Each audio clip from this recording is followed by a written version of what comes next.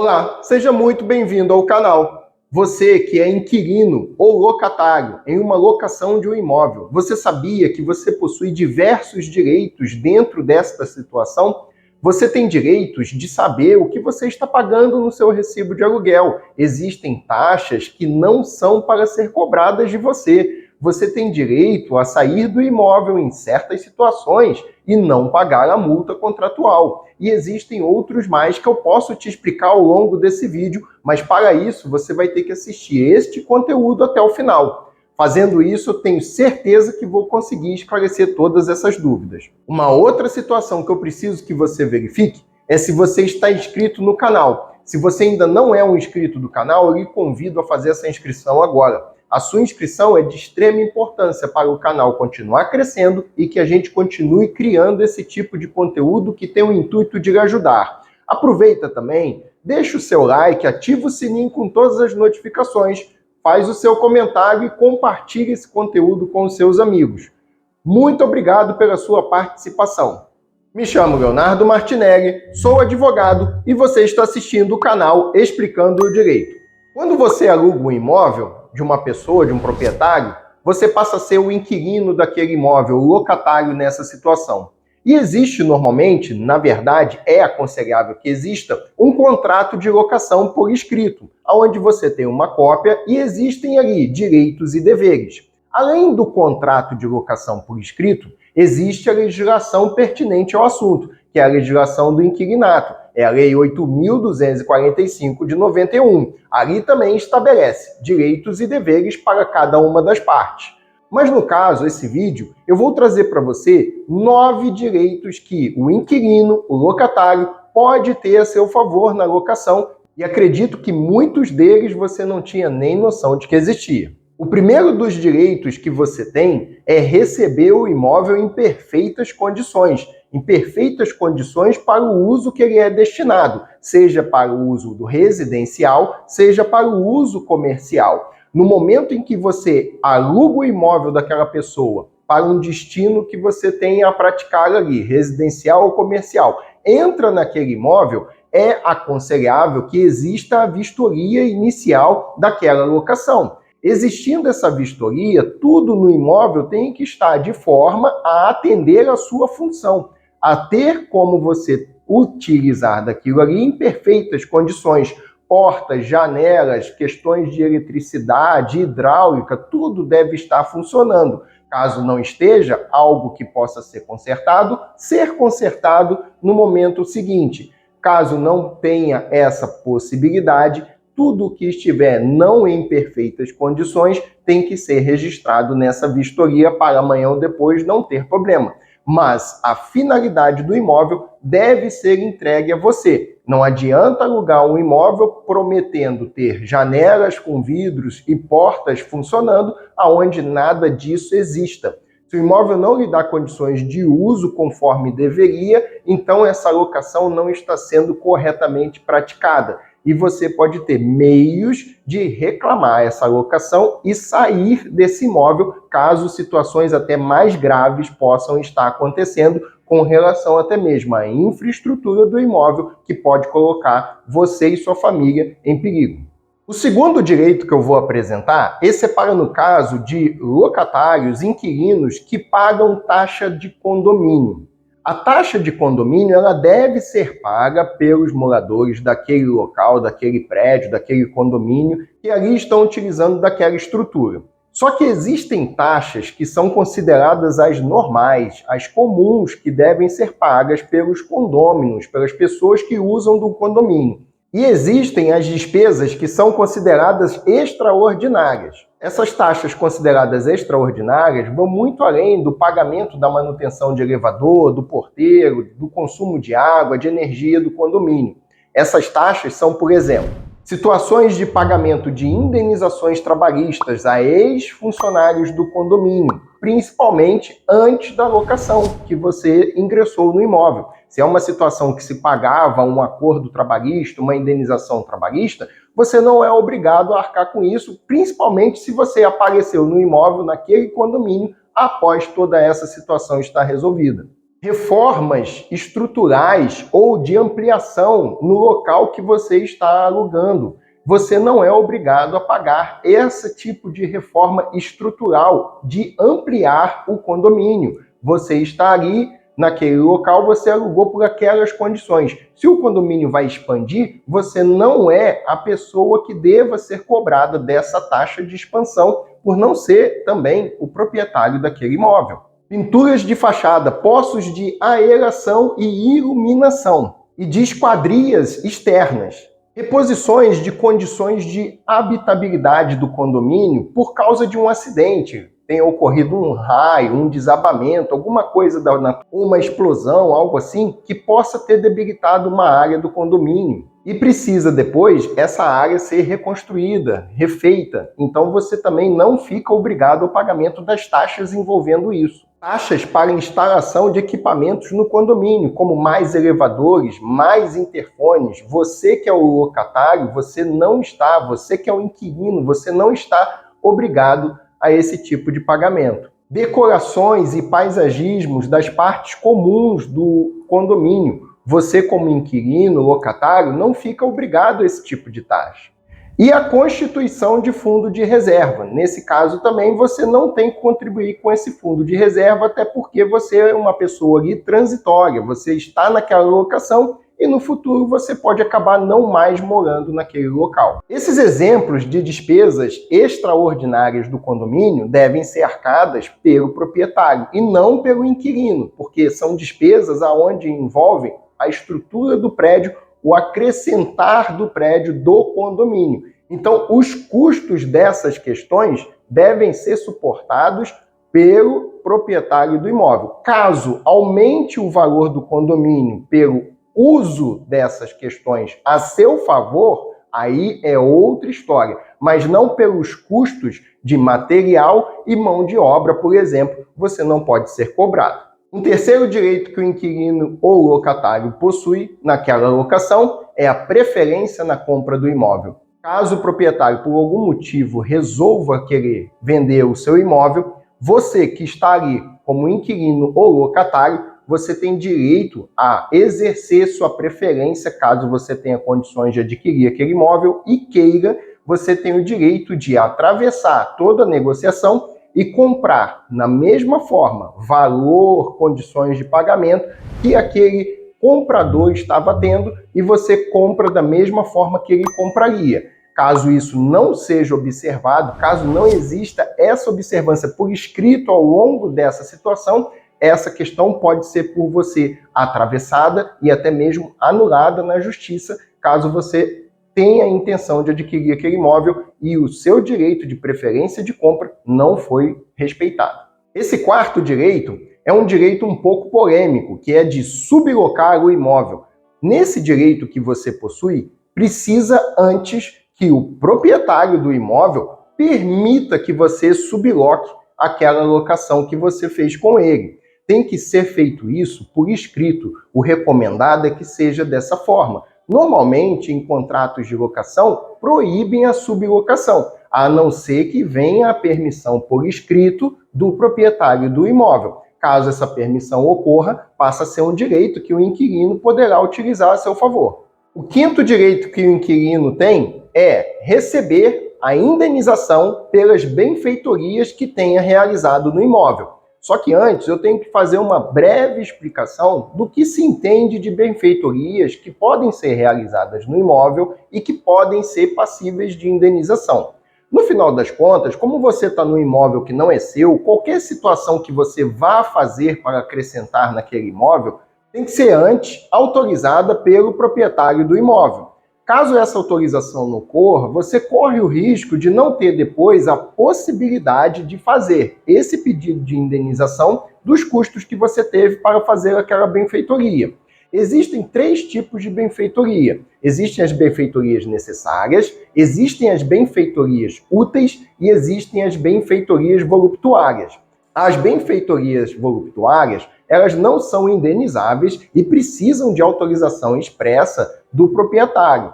Essas benfeitorias voluptuárias, elas são aquelas assim de acrescento supérfluo, tipo você fazer uma piscina numa casa que não existia. qual é a necessidade ou a utilidade daquela piscina. Nenhuma. É só uma questão que você quis fazer uma piscina na casa dos outros. E se o proprietário lhe autorizou fazer isso, ele lhe deu a permissão necessária, mas ele não ficará obrigado a lhe indenizar pelos custos que você teve nesse tipo de benfeitoria. Já as benfeitorias úteis também precisam da autorização do proprietário do imóvel, mas no caso elas podem ser indenizáveis ou não. Isso vai depender conforme está expresso no contrato de locação. Se estiver expresso que não vão indenizar, então não vai haver indenização das benfeitorias úteis. E o que são benfeitorias úteis? É você, por exemplo, fazer uma reforma na parte da iluminação da casa. Você deixou a casa mais clara, antes era mais escura. É você fazer uma porta que facilitaria o acesso de pessoas que antes não existia. Então ficou melhor para certas pessoas ou terceiros acessar certos cômodos da casa e preservar o restante da casa, por exemplo, para entregar uma botija de gás ou um galão d'água, outras coisas assim. Nesse caso, essa benfeitoria pode ser classificada como útil, ela precisa da autorização do inquilino e pode ser indenizada ou não nessa locação, caso não tenha proibição no contrato. E agora vem as benfeitorias necessárias. No caso das benfeitorias necessárias, são aquelas que importam na conservação do imóvel. É uma parede que está rachando, é um vidro que quebrou, é o telhado que começou a vazar por algum motivo. São situações nesse sentido. De repente, uma viga ela pode estar ali com algum problema e você verifica essa situação e precisa fazer um reparo enquanto você está ali no imóvel. Essas situações das benfeitorias necessárias, elas não precisam da autorização do proprietário para serem executadas, a não ser que no contrato esteja de forma expressa ao contrário disso. Pela legislação do inquilinato, dizem que não precisa de autorização do proprietário quando surjam essas benfeitorias necessárias. A indenização também é garantida pela legislação do inquilinato. Só que, se estiver no contrato expressamente dizendo que não vai haver a indenização e precisa da autorização do proprietário, assim você deve agir. Você deve antes obter a autorização do proprietário para também combinar se vai existir a indenização ou não. Caso no contrato esteja escrito que não haverá indenização, mesmo que nas benfeitorias necessárias, então você fica atento para que não gaste valores nessa benfeitoria, comunique o proprietário o que está acontecendo e aguarde a ação dele, a autorização dele, para que faça aquele reparo no imóvel. No caso das benfeitorias, considerando até mesmo as voluptuárias, as úteis e as necessárias, existe a possibilidade do direito de retenção e existe a possibilidade de você fazer a retirada daquela benfeitoria aos seus custos e, de repente, você levar para um outro local. Vamos supor, por exemplo, que você tenha instalado uma banheira de hidromassagem no banheiro daquele imóvel e o proprietário diz que não vai te indenizar pelos custos que você teve ali. Então você pode, aos seus custos, tirar aquela banheira e devolver o imóvel como era antes e levar a sua banheira para outro local. Essa situação é possível, é permitido, caso no seu contrato esteja estipulado que não haverá indenização das benfeitorias. O sexto direito que o inquilino possui numa locação é devolver o imóvel a qualquer tempo. No caso de uma locação, o proprietário do imóvel, que é o locador, ele não pode pedir de volta o imóvel enquanto estiver no prazo contratado daquele contrato de locação. Ele é proibido por lei requerer o imóvel de volta se nada tiver de motivo para isso, enquanto estiver combinado aquele tempo do contrato de locação. Existem motivos e condições, regras, para que o proprietário possa requerer o seu imóvel de volta que está alugado para outra pessoa. Já o inquilino é ao contrário. O inquilino, basta ele ter a vontade de sair do imóvel, que ele pode, a qualquer tempo. Obviamente que, se você decidir sair do imóvel durante o período que você combinou de ficar ali, de permanecer, seja 30 meses, 12 meses, o tempo que for, você vai ter que arcar com as consequências da multa, salvo se estiver as situações excepcionais desse caso. Mas na normalidade, você pode sair a qualquer tempo, desde que você arque com as consequências da saída prematura daquele imóvel, daquela locação. E é aí que vem algumas excludentes que eu posso colocar à sua disposição aqui, que é direito seu caso você esteja passando por uma dessas situações. Você sair do imóvel porque a sua empresa, o seu emprego, o seu trabalho, e transferiu para uma outra cidade, para uma distância muito maior da que era, um outro estado, até mesmo um outro país. Nesse caso, você pode sair daquele imóvel em qualquer momento do contrato de locação e não arcar com a multa prevista no contrato por ter talvez quebrado essa regra do prazo do contrato que deveria ser respeitado. Isso é no caso de uma transferência comprovada, tem que ser tudo comprovado. Não é dizer, foi transferido e tchau. Não é isso. Você sofreu essa transferência, você fica isento do pagamento de multa contratual por não ter ficado até o final do combinado no contrato.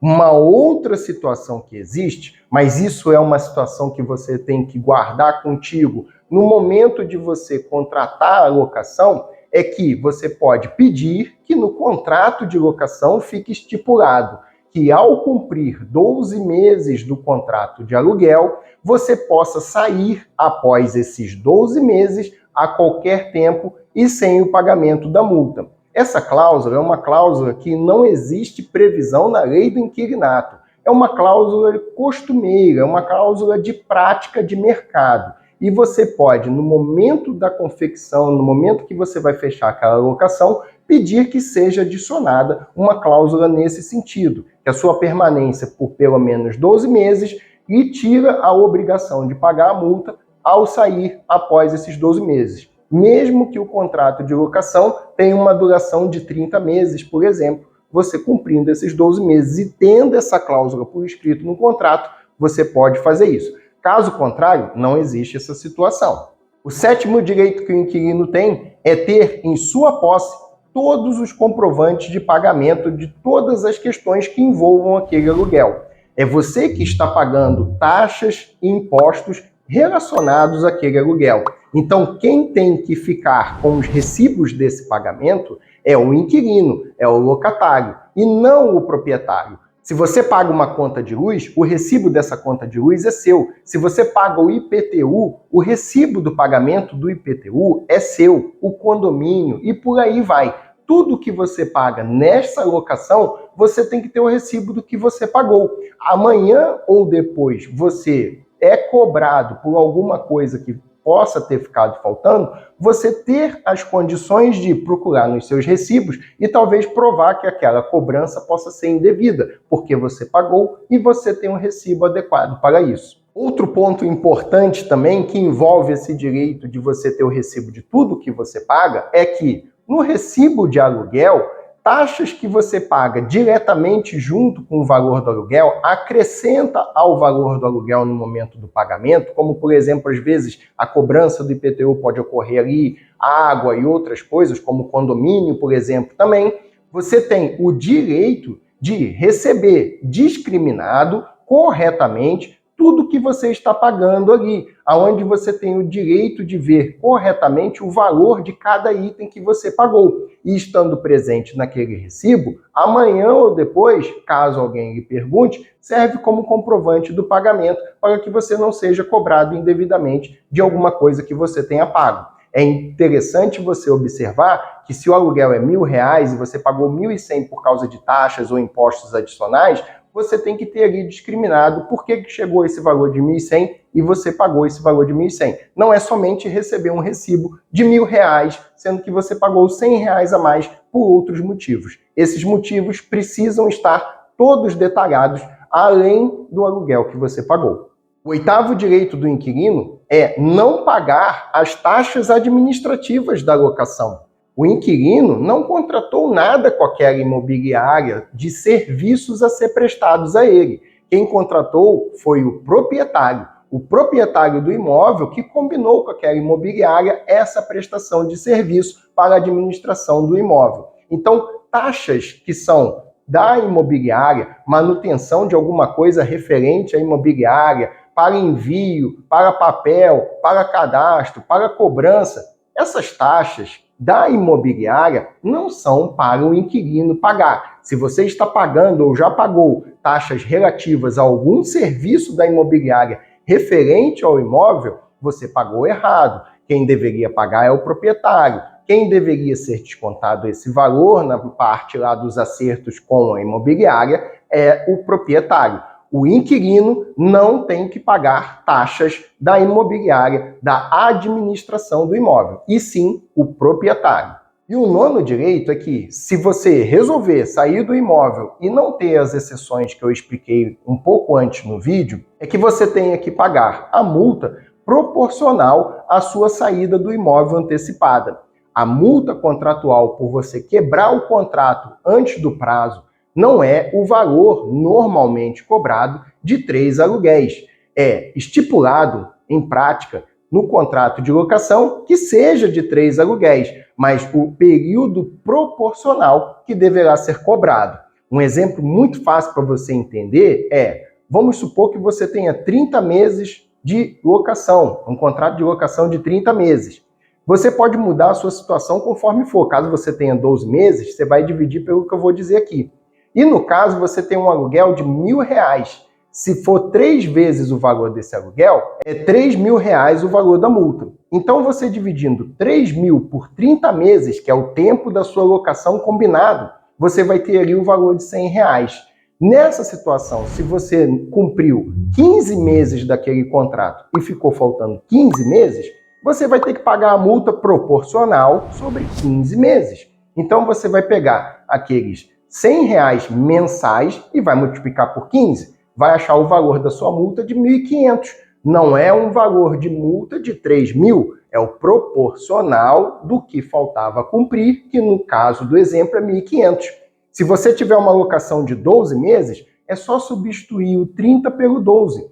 Vamos supor que tem uma multa de R$3.000 por ser 3 vezes o valor do aluguel. R$3.000 dividido por 12 vai dar o valor de R$250. Então, se você cumpriu 8 meses daquele contrato de locação de 12, faltando 4 vezes 250, vai dar o valor de R$1.000 de multa. Não é o valor de R$3.000, é o proporcional. Para você que assistiu esse vídeo até aqui, muito obrigado pela sua participação. Verifica de verdade se você está inscrito no canal. Caso você ainda não fez a sua inscrição, faz a sua inscrição agora. Você assistiu esse vídeo até esse ponto é porque esse vídeo foi útil e te ajudou. Aproveita, deixa o seu like, ativa o sininho com todas as notificações, faz o seu comentário, compartilha esse conteúdo com os seus conhecidos. E faremos vídeos novos toda segunda e quinta-feira, às 19 horas. Toda quarta-feira, às 19 horas, é o nosso conteúdo resumido, um vídeo direto ao assunto que está ali proposto. Na segunda-feira, ao meio-dia, vai o nosso short do canal com uma dica bem rápida para você se atualizar dos seus direitos. Muito obrigado pela sua participação, muito obrigado pela sua inscrição e até o próximo vídeo.